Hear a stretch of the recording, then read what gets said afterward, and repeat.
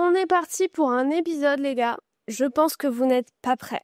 Hi guys, bienvenue dans Tales New Romance, le podcast littéraire qui explore le genre de la romance et de la fantasy. Aujourd'hui, on parle de dark romance. Voilà, ça, c'est posé. Prenez-vous à boire ou à manger et sur ce, c'est parti. Vous m'excuserez, pour cet épisode-ci, je risque d'être beaucoup clouée à mon texte, tout simplement parce qu'il y a énormément de détails et que je ne veux pas dire de bêtises, ni faire de gourdes, et avoir à retourner ce podcast. Donc je vais sans doute un peu lire par moment, notamment pour définir le genre. La dark romance est une sous-catégorie de la romance qui inclut des termes moralement sombres. Abus, violence, relations toxiques, criminalité. D'après la définition de Book Riot, la dark romance explore des relations à forte intensité émotionnelle, souvent marquées par des comportements moralement répréhensibles. Elle puise dans le thriller, l'horreur psychologique et l'érotisme. En bref, la dark romance c'est comparable à un thriller ou à un roman noir, mais on y ajoute une intrigue romantique et sexuelle. Parlons un petit peu de l'historique et de l'évolution de la dark romance au cours des dernières années, puisque ça a fait grand débat et ça fait grand débat à chaque fois qu'on en parle, que ce soit sur le BookTok ou sur Bookstagram.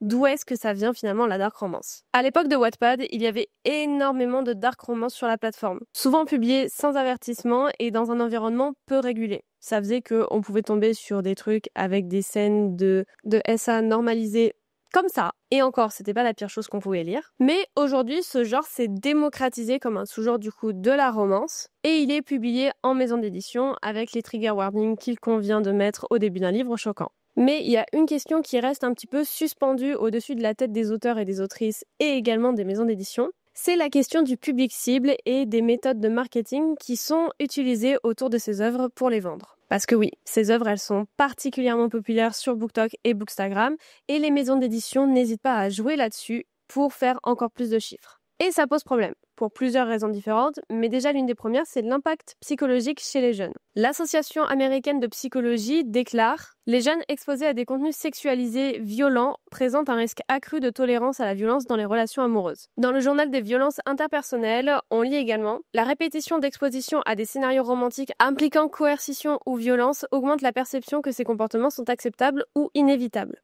En bref, quand les jeunes lisent de la dark romance, on rend désirable des relations dans un cadre très sombre avec des situations qui ne sont pas normales et on prend le risque de normaliser ces mêmes situations dans l'esprit des jeunes personnes. Je pense que tout le monde est au courant, mais quand on est jeune, on est influençable et modelable.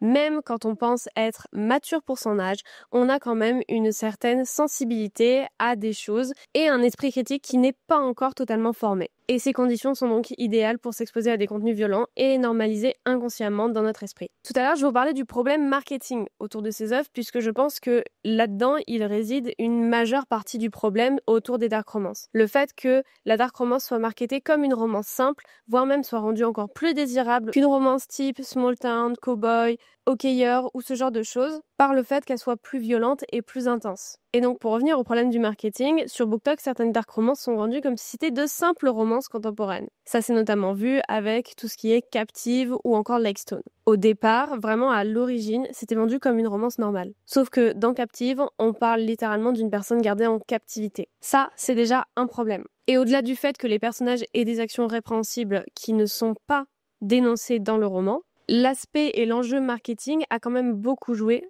au succès de ces œuvres. On lit dans The Guardian, certaines dark romances sont promues avec les mêmes codes que la romance contemporaine légère, occultant les avertissements sur le contenu. Résultat, on a un public non averti qui se retrouve face à des récits contenant des violences sexuelles ou meurtres sans préparation psychologique. En bref, il est important de rappeler l'importance des trigger warnings lorsqu'on écrit une dark romance, mais également le fait de classifier ces œuvres-là dans une tranche d'âge très claire, soit pour les personnes majeures, les plus de 18 ans. Alors, maintenant que je vous ai dit tout ça, vous vous dites sûrement, mais c'est complètement bête, pourquoi est-ce qu'on n'interdit pas la dark romance ? Si elle a autant d'effets néfastes, si elle a autant d'impact sur la société d'aujourd'hui, pourquoi est-ce que tout simplement on ne la censure pas ?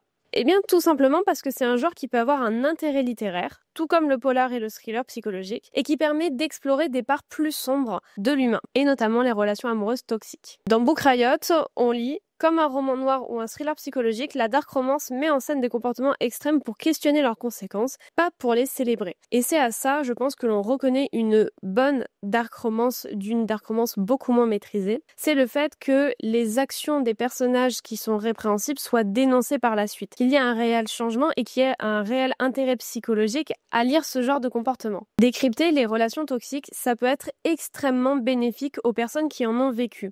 Une personne majeure qui va lire une dark romance romance avec des personnages nocifs, ça va avoir un effet catharsis sur elle, ça va lui faire du bien. Tout comme certaines personnes adorent écouter les enquêtes policières lorsqu'elles font leur ménage, et ben la dark romance a un peu le même effet de détente sur l'esprit. En fait, ça peut tout simplement nous aider à guérir certains traumatismes qu'on aurait pu vivre dans l'enfance, tout en ayant un point de vue critique sur la situation, puisque on est plus âgé et donc on a plus de recul sur les événements. Et c'est également, en se basant sur la psychologie de Freud, un moyen pour notre esprit de formuler des désirs non conventionnels et non acceptés par la société. Donc de formuler certains fantasmes dans un cadre un petit peu plus sécuritaire. En bref, supprimer le genre, ça reviendrait à censurer des formes d'expression artistique légitimes. Et encore une fois, pour moi, l'enjeu ne se joue pas dans le fait de l'existence de la dark romance. Pour moi, il se joue autour du fait que dans la dark romance même, les actes répréhensifs doivent être dénoncés et le marketing doit être beaucoup mieux ciblé et beaucoup mieux contrôlé pour éviter du coup les dérives et des jeunes personnes qui pourraient lire ce genre d'ouvrage. Et justement, on y vient, la responsabilité des auteurs et des éditeurs. Dans Romance Writers of America, on peut lire « Les scènes de violence ou d'abus dans la dark romance devraient toujours être traitées avec une conscience de leur gravité. » En bref, on définit une différence entre représenter une violence et la normaliser. Il existe des dark fantasy. Alors, quand on parle de dark fantasy, on ne parle pas de dark romance dans un univers fantasy, on parle plutôt d'une fantasy avec des mœurs morales qui sont un petit peu plus floues, un petit peu plus grises. Pour autant, dans ce genre de livre, on a constamment une dénonciation des comportements des personnages au travers du regard des protagonistes. En bref, un meurtre par exemple a des conséquences sur la personne qui le perpétue. De la même manière que tout ce qui est violence ou abus sexuel a des conséquences sur le personnage qui les subit. Plutôt que de dire « ça arrive mais ça n'a pas de conséquences », on dit « ça arrive, ça a des conséquences et il faut en avoir conscience ». C'est là la différence entre représenter quelque chose et le normaliser. Quand on représente, on n'occulte pas une partie parce que ça nous arrange de ne pas dire qu'il y a des conséquences à une agression sexuelle. Non. On montre tout le bouleversement du personnage qui l'a subi, que ce soit dans sa psychologie, dans son rapport à son corps. Bref, on montre clairement les réactions que provoque ce genre de situation sur l'être humain. Et le problème de certaines dark romances, et je dis bien certaines, c'est que le récit présente ces actes comme romantiques, voire souhaitables. Et c'est là où, pour moi, il y a un véritable enjeu. En bref, selon moi, la dark romance a sa place dans la littérature adulte, mais pour un public averti uniquement, avec des avertissements clairs, et surtout en prenant conscience de l'impact qu'ont ces œuvres sur le lectorat. Et pour là-dessus, il faudrait que les maisons d'édition prennent leurs responsabilités dans l'enjeu marketing et que les auteurs et autrices prennent leurs responsabilités dans la normalisation de certains actes. En bref, comme toute littérature qui explore la part d'ombre de l'être humain, la dark romance a sa place, à condition qu'on allume la lumière autour de ce que c'est réellement.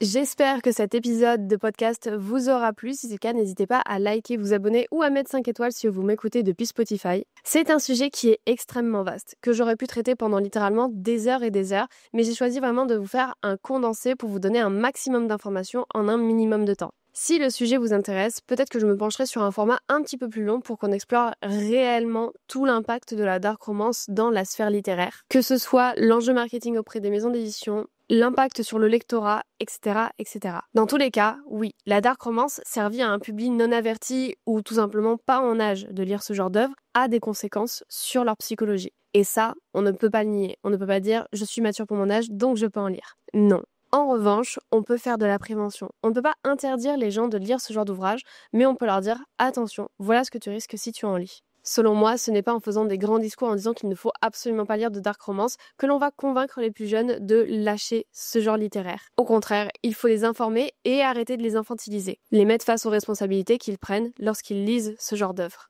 De la même manière qu'il faut responsabiliser les auteurs et autrices sur la manière dont ils écrivent certaines situations pour en éviter la normalisation et construire une véritable représentation de celle-ci. C'est tout pour aujourd'hui, encore une fois, j'espère que ce podcast vous aura plu. N'hésitez pas à me donner votre avis en commentaire. On se retrouve la semaine prochaine pour un nouvel épisode à 18h comme d'habitude. Et d'ici là, il ne me reste plus qu'à vous dire bye!